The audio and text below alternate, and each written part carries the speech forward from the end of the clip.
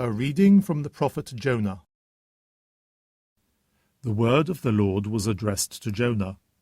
"Up," he said, "go to Nineveh, the great city, and preach to them as I told you to."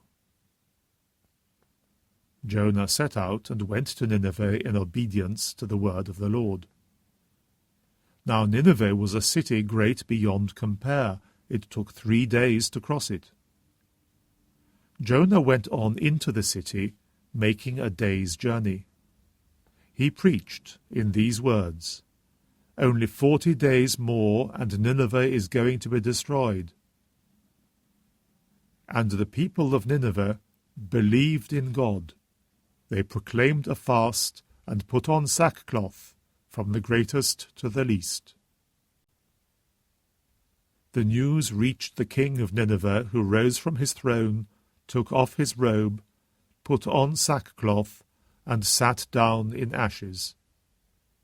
A proclamation was then promulgated throughout Nineveh by decree of the king and his ministers, as follows: Men and beasts, herds and flocks, are to taste nothing. They must not eat. They must not drink water.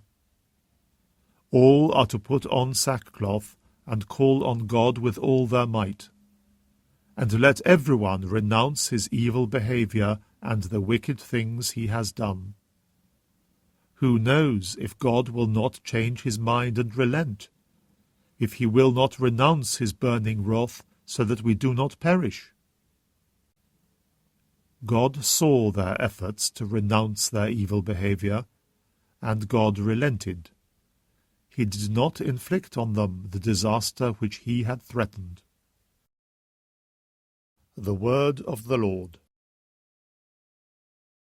A reading from the Holy Gospel according to Luke.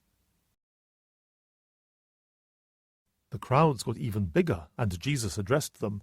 "This is a wicked generation. It is asking for a sign. The only sign it will be given is the sign of Jonah. For just as Jonah became a sign to the Ninevites, so will the Son of Man be to this generation. On Judgment Day, the Queen of the South will rise up with the men of this generation and condemn them, because she came from the ends of the earth to hear the wisdom of Solomon, and there is something greater than Solomon here." On Judgment Day, the men of Nineveh will stand up with this generation and condemn it, because when Jonah preached they repented, and there is something greater than Jonah here. The Gospel of the Lord.